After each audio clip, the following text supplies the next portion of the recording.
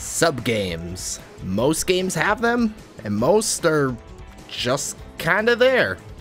But then you have assholes like Kirby, who apparently thinks his sub-games are so good that he could sell them completely on their own for $7 each.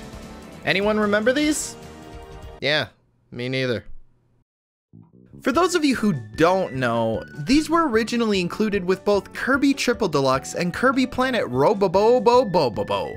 But now, they're Deluxeified. And also cost $7 each, but that's besides the point. I mean, they're Kirby games, so they must be good, right? Well, only one way to find out.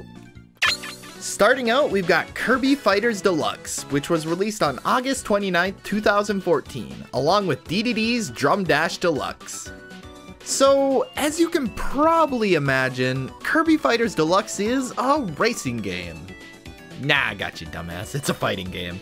A fighting game that already feels eerily similar to a certain other fighting game, but I just can't put my finger on which one. Got it, Sonic the Fighters. That's Sonic the Fighters, no question about it. In this game, you pick one of 12 copy abilities, 2 of which are actually exclusive to people who own a copy of Triple Deluxe. Neat.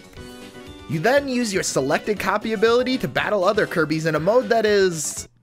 wow. Yeah, they're not even trying to hide it. That is straight up classic mode from Super Smash Bros. Huh. Where the fuck was I getting Sonic the Fighters from? Yeah, I think it's pretty obvious to see that this game is more or less Super Smash Bros. With Kirby controls. So, in other words, if you're a Kirby main, well, I sure as heck got the game for you. So, once you choose your copy ability of choice, you play through a variety of 8 stages, fight the big old Triple D himself, and that's it. That's really all you do, every single time. What, were you expected variety for $7? Please. So, is there even any reason at all to actually go through the game 12 different times? Well, kind of. Defeating King Dedede at the end of each gauntlet will reward you with a special rare outfit for Kirby to wear. And I mean, who doesn't want to play dress up with Kirby? Just look at that little hat. That shit's from Kirby Air Ride. You gotta love it. Now, besides unlocking alternate costumes and being ranked on how well you performed, you don't really get much else in this game besides the multiplayer mode. But, surprise, the geniuses over at Nintendo decided to make the multiplayer local only. Because, yeah, sure, that makes sense. You do you, Nintendo. The thing is, though, most of the stuff I mentioned was also included in the non-deluxe version of this game. Which, speaking of, how exactly does this game compare to the standard version of Kirby Fighters? Well, it's honestly more or less the same game. They only really doubled the amount of copy abilities and stages that are in the game. And knowing that now, I don't know if I could really justify the $7 price tag. If you're a fan of Smash Bros, I could maybe see you getting your $7 worth, but I just can't see this game making much sense to most people, especially since there's a proper Smash Bros game available on the 3DS now. That's not to say that the deluxe version is bad by any means, it can actually be a lot of fun going through the single player mode. I mean, classic mode in Smash is great, so of course this would offer the same amount of enjoyment as Smash would.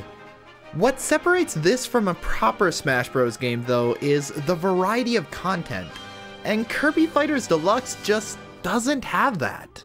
So, as it stands now, unless you really want that extra content, you're honestly better off sticking with the version included in Triple Deluxe. Next on our list is Dedede's Drum Dash Deluxe, or as I like to call it, Dedede's DDD. Get it? Oh, I don't really call it that, I just thought it was clever. Now, I'm gonna be completely honest here, I'm not really expecting to enjoy this one. Even as a pretty big fan of rhythm games, the original version included with Triple Deluxe just didn't do much for me. I found the controls and gameplay mechanics to be too confusing and complicated for a rhythm game like this, so I didn't really give it much of a chance at the time. But I guess it's only fair, so let's give this deluxeified version a chance and see what old Dedede's got cooking. So far, it's more of the same. I don't really know what I was expecting. Oh, they got City Trial. Well, this changes everything. Give me a sec. I need a moment. Several song-filled hours later. Yeah, this game is the best thing ever. And it's not just because it has an amazing list of Kirby remixes, but it's because the game, like most Kirby spin-off games, takes a concept, simplifies it to a level that anyone can understand, and runs with it. All you need is the analog stick and the A button. It then takes this simplified concept and through some HAL Laboratory black magic or some shit, creates a perfect difficulty curve that teaches you how to play the game while also making it extremely difficult to put down. In this game, you play as, surprise, King Dedede, hopping along on drums to the beat of a popular Kirby song, just like any obese penguin would do. Your goal is to collect as many coins as possible by tapping the A button in time with the beat to make Dedede jump higher and higher, while also trying to avoid all the obstacles along the way. Simple concept, yes, but oh boy is it difficult to master. The songs just ramp up in a difficulty curve that makes it so you don't feel too overwhelmed by the time you hit the later stages. You'll start out the game all like... But once you hit the halberd stage and the bonus stage, baby, you'll be flying through these songs. Now, once you hit the secret stages after you beat the regular stages, you'll be put through all the same songs you just played previously, but at a much higher difficulty. The jump in difficulty may seem overwhelming at first, but because of how the difficulty curve in this game works, the game just kinda clicks once you hit these secret stages. You just kind of put everything that the game has taught you up until this point to the test, and just blow through these stages with a sense of accomplishment that I haven't seen in a rhythm game up until this point. Now, I think my playtime and the fact that I bought the game twice says it all. I adore this game, and I want more of it. I just think it's a shame that most people's only experience with this game is with the version included in Triple Deluxe. The original version isn't bad by any means, it's just not as polished. The stages in the original version are too overly simple, and it just doesn't give you enough time to actually get a feel for the game like the deluxe version does. It just feels like they were finally able to show off this game's full potential in this updated version. So, overall, Dedede's Drum Dash Deluxe is well worth the price tag, especially if you're a fan of both rhythm games and Kirby music. I definitely recommend giving it a try. So, remember when I said all these games cost $7? Well, I lied. Because the next game on our list is actually free. Wow! It's Team Kirby Clash Deluxe. But notice that little asterisk? Well, it's because the game isn't just free, but it's the best kind of free. Free to play. So yes, this game costs absolutely nothing to start, but underneath that innocent little Kirby smile is a greedy, money-hungry monster that just wants you to buy apples. And no, I'm not talking about the overpriced computers. Let me explain. Team Kirby Clash Deluxe is a game where you and 3 other pals go against a variety of different Kirby bosses. Now, the team part of Team Kirby Clash Deluxe is definitely emphasized here. You see, this game mixes up the Kirby formula quite a bit in a very unique way. Instead of picking a typical copy ability to play as, you pick one of 4 specific class types that are modeled after one of Kirby's copy abilities. The Sword Hero class is the most agile attacker and can use a shield to defend teammates. Hammer Lord is the slowest but can deal massive amounts of damage. Dr. Healmore, yes I know that name is amazing, is a typical healer class, and Beam Mage can use magic to stop time and slow down the enemy. All of these different classes are extremely unique and a lot of fun to play as. The game really does require you to work together and have a balanced team in order to make it through some of the harder bosses. You can even customize each of the classes with different weapons and armor, which gives a lot of depth to how you approach each fight. Overall, the core gameplay is a lot of fun and can actually be really addicting. But, like I said earlier, Team Kirby Battle Royale Deluxe is a free-to-play game. And it's because of this that the game completely starts to fall apart in my opinion. You see these? These are gem apples, and you will learn to absolutely hate these things. Want to purchase a cool new sword for the sword class? Better have enough apples. Want to take on a new boss and keep playing? Better have them apples.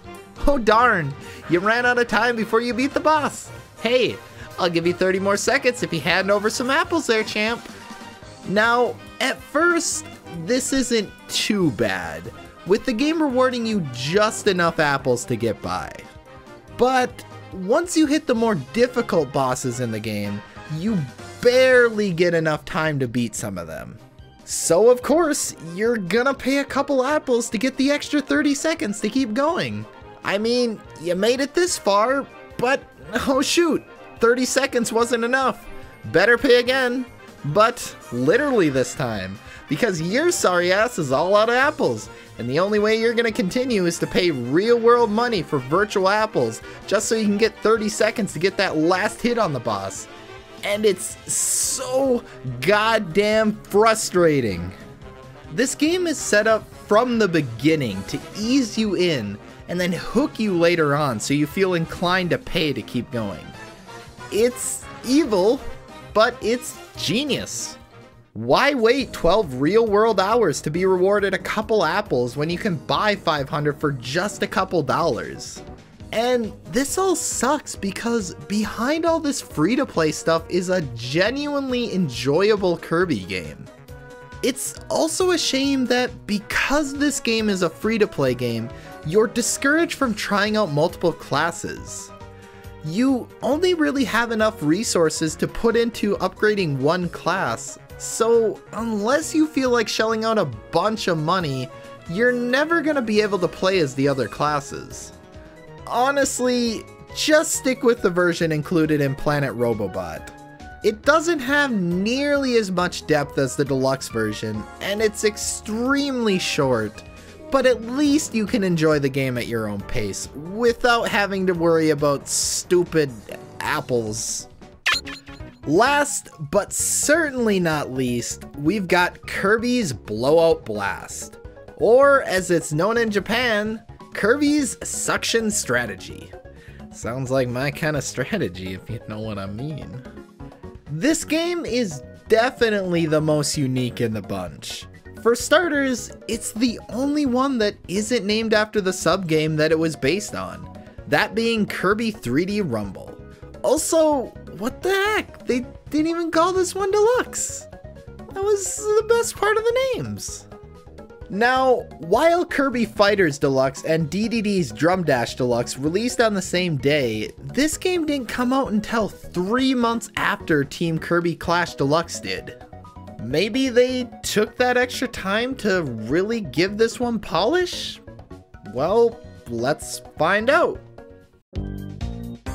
So, already off the bat, I love the idea of this game. Mostly due to the fact that, like most people, I've wanted a proper 3D Kirby game for years now. But unfortunately, this isn't exactly a proper 3D Kirby game. And I mean, they obviously know we want it. Just look at the tutorial. They're all like, look guys, it's Kirby in 3D. They're just being assholes about it.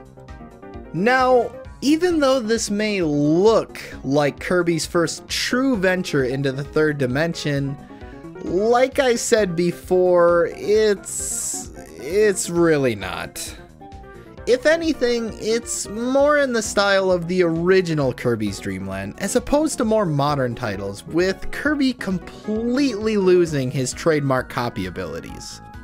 That's right, no copy abilities.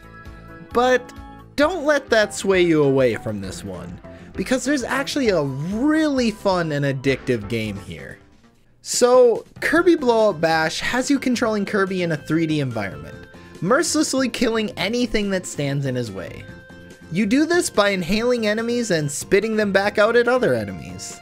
But, you see, enemies spawn in very specific locations, and it's up to you to try to quickly figure out the quickest way to defeat all of them. Inhaling one enemy will allow you to spit it back out and defeat another enemy, while inhaling multiple enemies will turn you into a big old boy and allow you to take out an entire group of enemies. It's actually really satisfying. Now, if you're just playing through this game to get to the final boss, which you can probably do in less than an hour, you're gonna be extremely disappointed. You see, this game doesn't have a story or anything like that. You're just kinda thrown in and expected to go. The fun in this game comes from the fact that you're ranked on how well you perform in each level. Not taking damage, the time it takes you to complete each level, you're ranked on it all as you attempt to get the highest score possible in order to get that beautiful platinum trophy. Which, these things are not easy to get. You basically have to play each level flawlessly if you want any hope at achieving a platinum rank. There's also a few boss battles to give the game a little more variety, and these can actually be a lot of fun. They're a lot more about how and when you should attack the boss, instead of being about just tanking the boss until it dies like you'd see in a typical Kirby game. Overall though, this game, while it can be very fun and addicting, is just another tease at what a proper Kirby game could be like in 3D. If you're into games where the goal is to try and beat your own high score with each run through, then definitely give this one a try. But if you're looking to play a Kirby game in 3D, I'd say skip this one. It's more so a puzzle platformer starring Kirby rather than a traditional Kirby game. But yeah, those are all the Kirby expanded subgames that were released on the eShop. In the end, I'm actually really happy I decided to give these games a chance. Yeah, they're extremely short and don't really provide that much replay value unless you enjoy going back to try and beat your old high scores, but I never felt like I paid too much for any of these games. At $7 a piece, excluding the wallet-draining free-to-play one, these games provide just enough content to keep you satisfied for a short play session where you might not have multiple hours to pour into a game. But what did you guys think of these games? Have you given them a try yet? Do you plan on never giving them a chance? Let me know in the comments, and be sure to leave a like on this video if you enjoyed it. Lets me know that I, did a good job and stuff. But yeah, I hope you enjoyed this video, and thanks for watching. I'll see you guys next time.